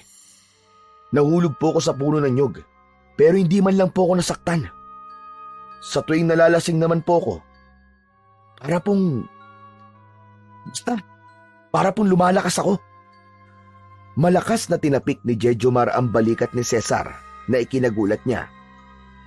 Kung ganun pala pare, mas lalo kang dapat na lumaban sa mga aswang. Jejomar, si Cesar ang nakakuha ng mutya. Siya ang masusunod kung paano niya ito gagamitin. Huwag natin siyang pangunahan at pilitin sa bagay na labag sa kanyang kalooban. Okay po. Sorry naman. Tahimik namang napaisip si Cesar. Alam niyang totoo ang mga aswang sa kanilang lugar. Alam niyang may kakayahan ng mutya na labanan ng mga aswang, pero hindi siya sigurado kung sapat ba ang kapangyarihan nun para manalo siya laban sa mga aswang. Simula nang malaman ni Cesar ang tungkol sa mutya ng tuba at sa kaya nitong gawin, ay palagi ng laman yon ng kanyang isipan. Malakas ang pakiramdam niya na hindi aksidente ang pagkakatagpo niya sa mutya at sigurado siya na may mas malaking dahilan kung bakit yon napunta sa kanya. Sa mga sumunod na araw, nalaman niya mula kay Jejomar na may bago ng may-ari ng nyugan at pagawaan ng tuba, si Sir Sebastian. Ayon kay Jejomar, mukha naman itong mabait at tila malaki ang interes sa pagpapatuloy ng negosyo na naiwan ni Gregorio. Hanggang isang araw, dumating si Jejomar na may dalang magandang balita. Ayon dito, kinausap nito si Sir Sebastian tungkol kay Cesar at pumayag itong tanggapin siyang muli sa trabaho. Labis ang kasiyahan ni Cesar dahil sa wakas ay may pagkakataon na ulit siyang makabalik sa pagtatrabaho at kumita ng pera. Isang umaga, masayang nagising si Cesar dahil sa araw na yon ay makakabalik na siya sa pagtatrabaho. Naisip ni Cesar na may dalang swerte talaga ang mutya ng tuba, pero alam niyang hindi niya maaaring basta na lang isuot ang mutya sa kanyang liig dahil kung may ibang taong makakakita nun ay baka pag-interesan pa. Kaya sa halip na isuot at gawing kwintas ay itinago na lang niya yon sa bulsa ng kanyang pantalon. Pagdating naman ni Cesar sa pagawaan ng tuba ay agad siyang sinalubong ni Jejomar na nakangiti at tila mas masaya pa sa kanya. Buti naman at dumating ka na. Welcome back, pare! Salamat sa'yo, Jejomar ha. Kung hindi dahil sa'yo, baka hindi na ako makabalik dito. Salamat talaga. Ano ka ba? Diyos ko naman, maliit na bagay lang yun, pambihira ka. What are friends are for? Pero, bago ka magsimula sa pagtatrabaho, kakausapin ka muna ng bago nating amo, ha? Tumango si Cesar at sinundan niya si Jejomar papunta sa isang bahagi ng pagawaan kung saan abala ang mga trabahador sa paggawa ng tuba. Doon nila nakita ang isang lalaking matangkad, matipuno ang pangangatawan at mukhang sanay sa mabibigat na gawain. Ayun siya, oh. Si Sir Sebastian. Mabait yan, pare. Tara, lapit tayo. Nakita nila na tumutulong si Sir Sebastian sa mga gumagawa ng lambanog. May hawak itong isang malaking sandok na ginagamit sa paghalo ng tuba sa malalaking tapayan. Hindi alintana ng lalaki ang init ng apoy at singaw ng tuba habang nakikipag-usap sa mga manggagawa. Lumapit sina Cesar at Jejomar kay Sir Sebastian na abala pa rin sa pagtulong sa mga trabahador. Sir Sebastian, magandang umaga po sa inyo. Napangiti ang lalaki sa kanila at agad na binitiwan ang hawak nitong sandok. Sir, siya po pala si Cesar, yung nabanggit ko po sa inyo. Ibinaling ni Sir Sebastian ang tingin kay Cesar, saka ito ngumiti ng bahagya. Lumapit ito kay Cesar at inakbayan siya. Tara, mag-usap muna tayo. Sumabay si Cesar kay Sir Sebastian. Nang maglakad ito palayo sa mga trabahador, huminto sila sa ilalim ng puno ng mangga. Ikaw pala si Cesar. Opo, sir. Matagal din po ako nagtrabaho dito bago po ako natanggal. Mabuti at nandito ka na ulit. Magpasalamat ka kay Jejomar, ha? Ibinida ka niya sa akin kaya napag-isipan kong pabalikin ka. At alam ko rin ang dahilan kung bakit ka natanggal noon. Hindi kagad nakaimik si Cesar at bahagya siyang nahiya sa huling sinabi ni Sir Sebastian. Hindi naman ako maigpit sa oras. Pero kung kaya mong pumasok sa tamang oras, gawin mo. Obligasyon mo yan bilang isang trabador. Sir, natuto na po ako sa nangyari noon. Mas pahalagaan ko na po ang oras ngayon dahil ayoko na pong mawalan ulit ng trabaho. Kasi sobrang hirap po talagang walang pagkakakitaan . Isa pa, alam ko rin mahilig kang uminom ng tuba. Wala namang problema kung manginginom ang trabador ko. Pero isang bagay lang ang gusto kong tandaan mo. Ayoko may iinom sa oras ng trabaho o papasok ng lasing. Unti-unti ko na nga pong binabawasan ang pag-inom-inom ko, sir. Mabuti naman kung ganon. O sige, ngayon, maaari ka na magsimula sa trabaho mo. Aasahan ko ang lahat ng sinabi mo sa akin, ha? Sige na, Cesar. Magtrabaho ka na. Salamat po, sir. Muling ngumiti si Sir Sebastian bago tumalikod at bumalik sa ginagawa nito kanina. Samantala, huminga ng malalim si Cesar bago siya lumingon kay Jejomar na tuwang-tuwa para sa kanya. Hindi nagtagal, bumalik na si Cesar sa kanyang dating gawain. Sa pagkakataon na yon, nangako si Cesar sa kanyang sarili na pagbubutihin na niya ang pagtatrabaho para hindi na maulit ang nangyari noon na tinanggal siya sa trabaho. Matapos ang maghapong trabaho sa pagawaan ng tuba, dumiretso si Cesar sa tindahan upang bumili ng isang bote ng tuba. Habang naglalakad pa uwi, napansin niya si Jejomar na naglalakad sa unahan niya. Nakayuko ito habang naglalakad. Tila malalim ang iniisip. Naisip ni Cesar na ayain itong uminom, kaya binilisan niya ang paglalakad upang maabutan niya ito. Jejomar! Hoy! Jejomar, sandali lang! Napalingon si Jejomar sa kanya. Bahagyang nagulat bago ngumiti nang makita si Cesar na papalapit. Oh, pambihira. May tuba ka na naman ah. Magsi-celebrate ka ba kasi nakabalik ka na sa pagawaan ng tuba? Oo, pero ayoko mag-celebrate mag-isa eh. Ano? Gusto mo ba akong samahan uminom? Sa bahay tayo. Ubusin natin itong sambote. Nanlaki ang mga mata ni Jejomar na parang hindi makapaniwala sa sinabi ni Cesar. Itinakip nito ang isang kamay sa bibig na para bang maiiyak ito. Teka, pare seryoso ka ba? Iimbitahin mo ko na uminom? Pare, naiiyak ako pare. Naiiyak ako. Tumigil ka na nga, ang pangit mong umiyak. Ang OA mo. Parang nanalo ka sa loto kung makareact ka. Wala lang to. Gusto ko lang uminom at gusto kitang makasama, yun lang. Ang tagal mo na rin kasing nangungulit na makainuman ako, di ba? O sige, pagbibigyan kita ngayon. Hanep, ibang-iba ka na talaga ngayon, Cesar. Natutuwa lang ako, kaya ako naiiyak eh. Tama na nga yan. Tara, pumunta ka sa bahay pag nakapaghapunan ka na. Huwag mong kalimutan magdala ng pulutan ha. O sige, ako nang bahala sa tanpuluts natin. Sa unang pagkakataon, matapos ang matagal na panahon, pakiramdam ni Cesar ay parang unti-unting nagiging maayos na ang buhay niya. At sa gabing yon, alam niyang hindi lang alak ang pagsasaluhan nila ni Jejomar, kundi pati ang pagbuo nila sa kanilang pagkakaibigan. Pagsapit ng 8:00 ng gabi, dumating na si Jejomar sa bahay ni Cesar. May bitbit itong 2 supot ng chicharon at isang inihaw na tilapia.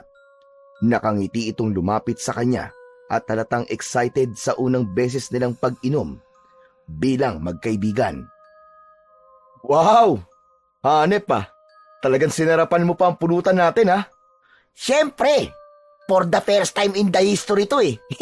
Kailangan espesyal. Inilipag ni Jejomar ang dala nitong pulutan sa maliit na mesang kawayan na nasa labas ng kubo, habang si Cesar naman ay inilabas ang bote ng tuba. Binuksan niya yon at saka nagsalin ng 2 baso.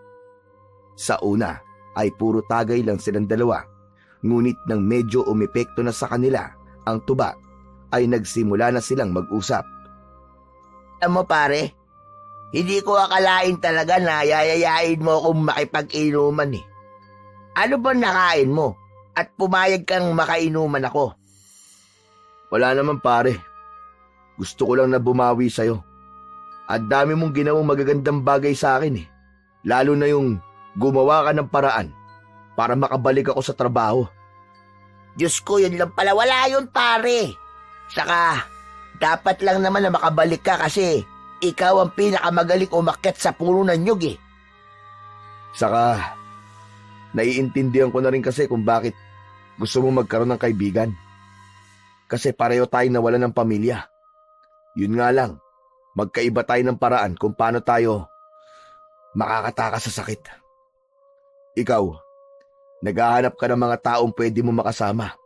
Samantalang ako, mas pinili ko mag-isa kasi natatakot na akong maramdaman yung sakit na mawalan ng mga taong malapit sa akin. Tama ka pare. Hindi ko kasi kaya mag-isa eh. Sobrang nalulungkot ako kasi nasanay ako. Nakasama ko palagi ang pamilya ko eh. Basta pare simula ngayon, magkaibigan na tayo. Oo naman. Bigla na lang suminghot si Jejomar at sa isang iglap ay umatungal ito ng iyak. Agad na dumampot ng isang piraso ng chicharon si Cesar at isinaksak yun sa bibig ni Jejomar. Ang OA mo talaga! Alam mo, yung pagiging OA mo siguro magiging dahilan kung bakit matatapos kagad ang pagkakaibigan natin. Ang pangit mo pang umiyak. Grabe naman siya sa akin Ngayon lang ako naging emosyonal sa harap mo Kaya nga, wag mo nang uulitin. Ang pangit mo kapag umiiyak ka eh. Mapagkakamalang ka pang aswang eh. Grabe talaga siya Pareho silang tumawa habang ipinagpapatuloy nila ang kanilang inuman. Sa gabing yun, sa unang pagkakataon, matapos ang matagal na panahon, ay naramdaman ni Cesar na hindi na siya nag-iisa. At yun ay dahil sa bago niyang kaibigan na si Jejomar. Mabigat ang ulo ni Cesar nang magising siya ng sumunod na umaga. Pakiramdam niya ay parang may lumulutang na ulap sa loob ng kanyang ulo. Tanda ng labis na nainom nilang tuba kagabi ni Jejomar. Napabuntong hininga siya at napatingin sa kaliwa at doon niya nakita si Jejomar na mahimbing na natutulog at humihilik pa sa tabi niya. Mabilis na bumalik sa alaala ni Cesar na may pasok pa nga pala sila ni Jejomar sa trabaho ng araw na yon. Para siyang binuhusan ng malamig na tubig at agad niyang niyugyug ng malakas si Jejomar. Hoy! Jejomar, gising! Gising! May trabaho pa tayo! Napabalikwas ng bangon si Jejomar. Natulala muna ito ng ilang segundo bago bumangon. Patay! Anong oras na? Hindi ko alam, pero siguradong dapat nandun na tayo sa oras na to. Sandali lang, maliligo lang ako. Ano ka ba? Huwag ka na maligo. Tara na't baka malate tayo eh. Hindi na nila nagawang mag-ayos ng sarili at tumakbo na sila papunta sa pagawaan ng tuba. Sa kabutihang palad, nang dumating sila roon, ay halos kauumpisa pa lang ng mga nagtatrabaho. Agad na sumalang si Cesar sa trabaho. Mabilis niyang kinuha ang kanyang gamit at nagsimulang umakyat sa mga puno ng nyog para kumuha ng tuba. Sanay na talaga siya sa pag-akyat. Kaya naman, kahit na mabigat pa ang pakiramdam ng katawan niya mula sa pag-inom ng tuba kagabi, ay nagagawa niya pa ring umakyat nang walang problema. Habang nasa itaas siya ng puno, ay napansin niya na nasa ibaba na si Sir Sebastian at may kausap ito na isang trabahador. Tila seryoso ang usapan ng dalawa, ngunit hindi niya yun ganong binigyan ng pansin. Para sa kanya ay mas mahalaga na matapos niya ang kanyang trabaho. Ngunit habang pababa si Cesar sa puno, ay isang hindi inaasahang bagay ang nangyari. Naramdaman niyang may bumagsak mula sa kanyang bulsa. Tumingin siya sa ibaba at nanlaki ang kanyang mga mata nang makita niyang ang mutya ng tuba ang nahulog. Diretso yung bumagsak sa mismong paanan ni Sir Sebastian. Napansin ni Sir Sebastian na may nahulog mula sa itaas, kaya napayuko ito. Yumuko ito at dinampot ang mutya ng tuba. Mabilis na bumaba si Cesar mula sa puno ng nyog. Nakatutok ang kanyang paningin kay Sir Sebastian na hawak na ang mutya ng tuba at tinitignan nito yon ng maigi. Nang makababa na siya, ay tumayo siya sa harapan ng kanyang amo at nag-aalinlangan siyang nagsalita. Sir, akin po ang kwintas na yan eh. Nahulog lang po habang nasa taas po ako. Hindi agad ibinalik ni Sir Sebastian ang mutya. Pinagmasdan nito yon ng mabuti na para bang manghang-mangha ito sa bagay na yon. Kakaiba tong kwintas mo Saan mo nakuha to, Cesar? Ibinigay lang po sa akin, sir, ng isa pong kaibigan. Talaga? Mukhang hindi ito ordinaryong kwintas. Sir, baka pwede pong makuha ko na po ang kwintas ko. Saglit pang nanatiling tahimik si Sir Sebastian habang titig na titig sa mutya ng tuba bago ito ngumiti ng bahagya. Pasensya ka na. Nagandaan lang talaga ako sa kwintas mo. Eto na. Iniabot nito ang mutya kay Cesar. Agad niya yung kinuha at ibinulsa. Matapos magpasalamat ni Cesar, ay bumalik na si Sir Sebastian sa pakikipag-usap sa trabahador. Si Cesar naman ay bumalik na rin sa pagtatrabaho, ngunit hindi niya maalis sa isip ang reaksyon ni Sir Sebastian nang makita nito ang mutya ng tuba. Tila meron itong kakaibang interes sa kanyang mutya. Matapos magtrabaho, ay magkasabay na naglakad sina Cesar at Jejomar pauwi sa kani-kanilang bahay. Tahimik lang si Cesar dahil iniisip niya pa rin ang kakaibang reaksyon ni Sir Sebastian nang makita nito ang mutya ng tuba. Napansin naman ni Jejomar ang pananahimik ng kaibigan, kaya hindi nito napigilang magtanong. Pare, ba't ba ang tahimik mo ngayon? Nahulog kasi yung mutya kanina habang nasa itaas ako ng puno. Tapos, pinulot ko ni Sir Sebastian. Ha? Ano nangyari? Wala naman. Ibinilik naman niya sa akin. Pero parang, ewan ko ba? Napansin ko lang nakakaibang reaksyon niya na makita niya ang mutya ng tuba. Baka naman kasi alam niyan tungkol doon sa mutya ng tuba. Sandali, ano bang iniisip mo? May masama ka bang iniisip tungkol sa amo natin? Wala naman. Pero di ko alam kung bakit bigla akong kinabahan nang hawakan ni Sir Sebastian ang mutya. Napakamot sa ulo si Jejomar at huminga ng malalim. Alam mo, mas mabuti pang tigilan mo na ang pag-iisip ng kung ano-ano kay Sir Sebastian. Mukha namang mabait yung tao eh. Wala naman siguro siyang binabalak na masama sa mutya mo.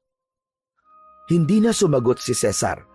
Sinikap niyang paniwalaan ang sinabi ni Jejomar, ngunit hindi pa rin niya naalis ang pagdududa na nararamdaman niya para kay Sir Sebastian.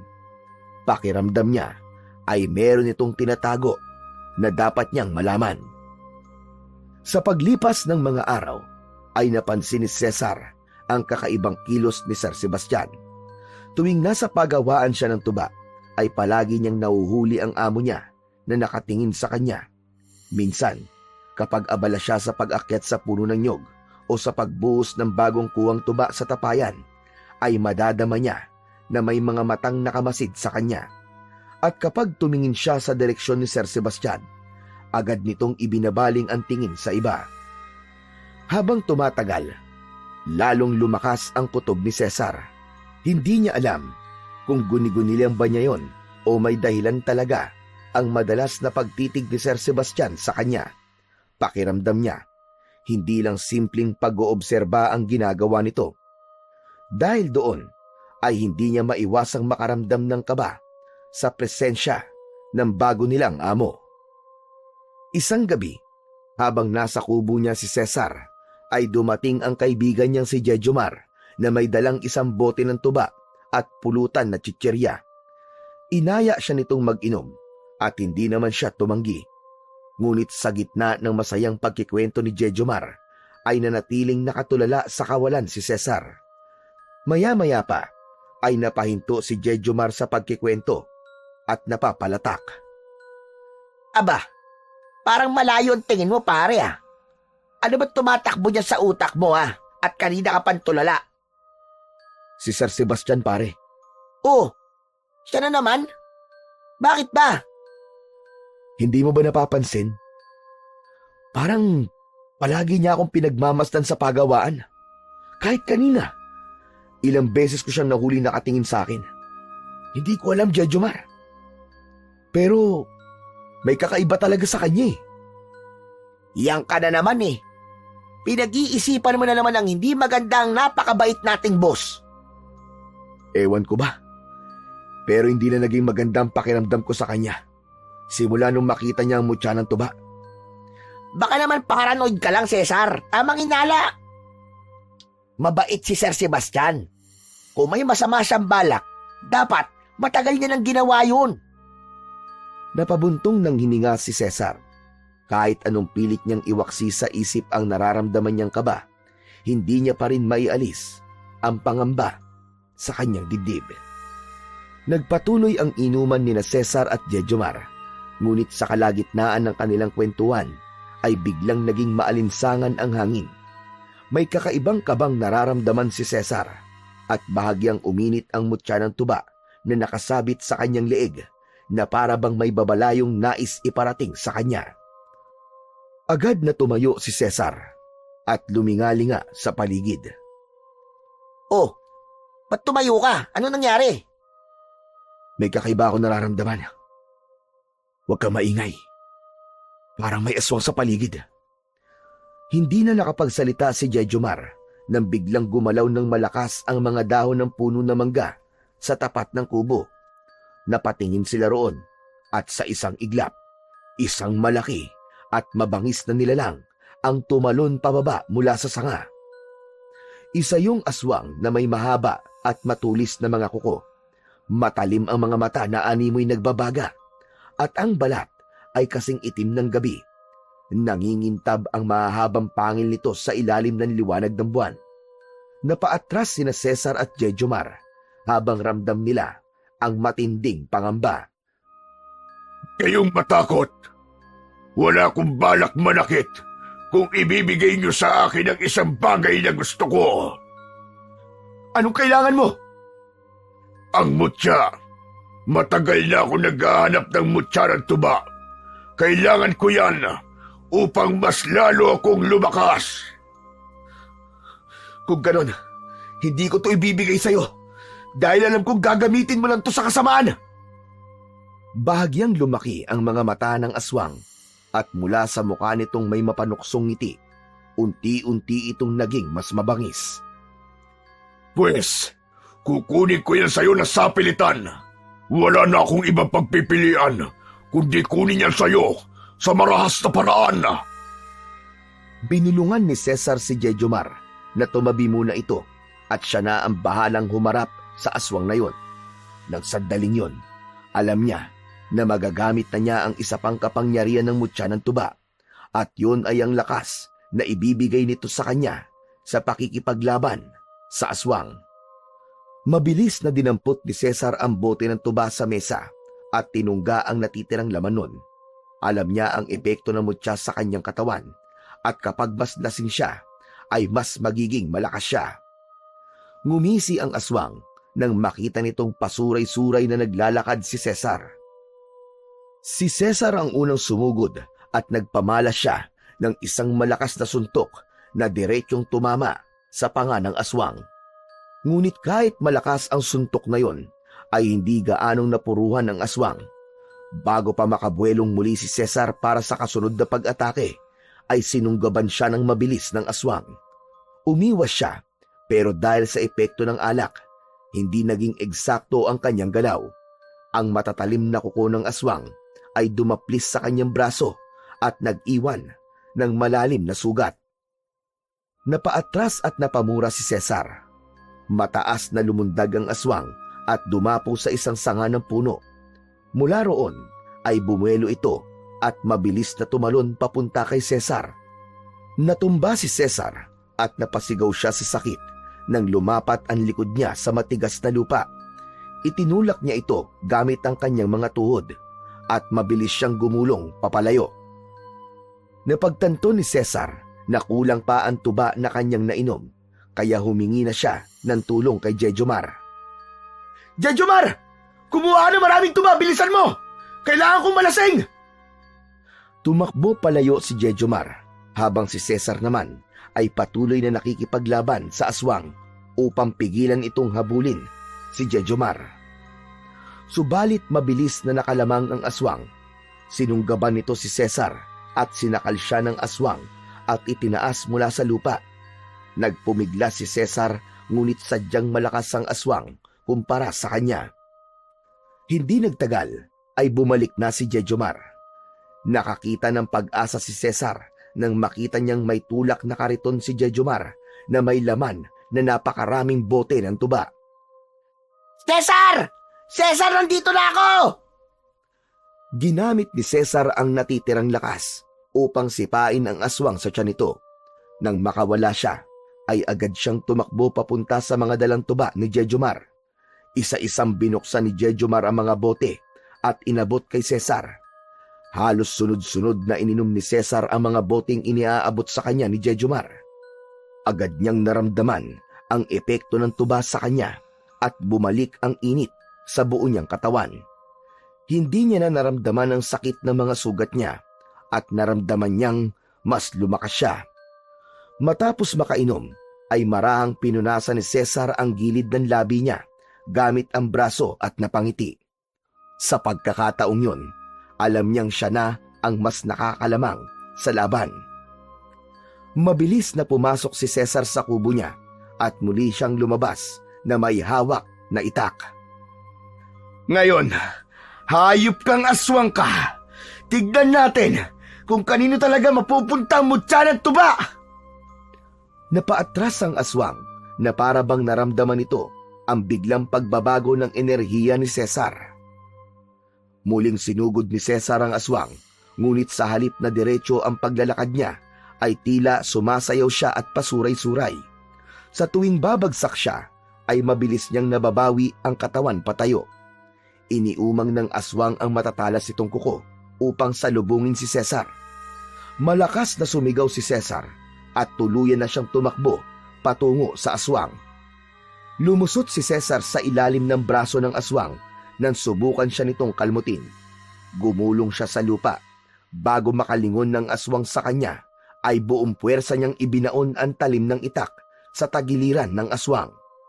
Bahagyang lumayo si Cesar sa aswang at nakakaloko siyang ngumisi. Muli siyang sumugod habang nakatutok ang itak sa aswang. Nang tagain niya ito, ay mabilis itong nakaiwas hanggang sa umatake ng mabilis ang aswang, pero sinabayan lang ni Cesar ang liksi nito. Sinubukan sunggaban ng aswang si Cesar, pero bago pa man tumama ang matatalim nitong pangil sa kanya, ay umatras siya ng konti at humakbang siya sa kaliwa, kaya lumampas lang ang aswang sa kanya. Sinamantala niya ang pagkakataong yon at malakas niyang hinataw ang itak sa batok ng aswang. Napalugmok ito sa lupa habang sumisirit ang dugo sa batok nito. Agad na isinaksak ni Cesar ang itak sa likod ng ulo ng aswang. Hindi na nito nagawang makasigaw pa. Sinipa niya ang aswang sa likod at kusang nahugot ang itak na nakabaon sa ulo nito at padapang bumagsak ang aswang sa lupa. Sinipa-sipa pa ni Cesar ang katawan ng aswang at napagtanto niyang patay na yon nang hindi na yon gumagalaw. Hindi nagtagal ay bumalik sa pagiging tao ang aswang at nang itihaya nila yon ay nagulantang sila nang malaman nila na ang aswang na yon ay walang iba kundi si Sir Sebastian. Hindi makapaniwalang nagkatinginan sina Cesar at Jejomar, ngunit mas lalo silang nagimbal nang magsimulang magliyab ang bangkay ni Sir Sebastian hanggang sa mabilis siyong nilamon ng apoy. Habang pinapanood nila ang unti-unting pagkatupok ni Sir Sebastian, ay isang bagay ang napagtanto ni Cesar. Kaya pala nag-iba ang kilos niya. Simula nang malaman niyang meron na kumutya ng tuba. Dahil isa siyang aswang na naghahanap ng ganito para mas lumakas siya. Malamang, siya rin ang pumatay kay Gregorio para mapunta kagad sa kanyang nyugan para masimulan niya kagad ang paghahanap ng mutya ng tuba. Tumango si Cesar at naramdaman na niya ang labis na pagod dahil sa laban na yon. Dumagdag pa ang labis na pagkalasing niya sa dami ng tuba na kanyang nainom. Biglang lumabo ang kanyang paningin at tuluyan na siyang natumba sa lupa. Agad naman siyang dinaluhan ni Jejomar at malakas siyang tinapik nito sa pisngi. Hoy! Cesar! Gising! Cesar, patay ka na ba? Huwag ka mamamatay! Magiinuman pa tayo! Paulit-ulit siyang tinapik ni Jejomar sa muka. Ngunit hindi niya na nagawang gumising pa. Ngunit alam ni Cesar na sa paggising niya ay tapos na ang bangungot at takot ng mga tao sa kanilang baryo. Dahil sa wakas, natuldukan na nila ni Jejomar ang buhay ng aswang na si Sir Sebastian. Matapos ang matinding laban na yon, ay bumalik na sa normal ang buhay ng mga tao sa baryo. Nangako naman si Cesar kay Mang Igme na hindi siya magdadalawang isip na gamitin muli ang mutya kung muling dadating ang panganib sa kanilang lugar. Kaya naman, sumailalim siya sa isang pagsasanay ni Mang Igme upang mas magamit niya ng tama ang mutya ng tuba. Ngunit sa kabila ng lahat ng hindi magagandang pangyayari, ay isang bagay ang pinaka-pinagpapasalamat pa rin ni Cesar. At yun ay ang tunay na pagkakaibigan na natagpuan niya kay Jejomar. Hindi lang ito basta isang kaibigan na kasama sa inuman at kasiyahan, kundi isa itong tunay at tapat na kaibigan na hindi siya iniwan kahit sa pinakamapanganib na sandali ng kanyang buhay.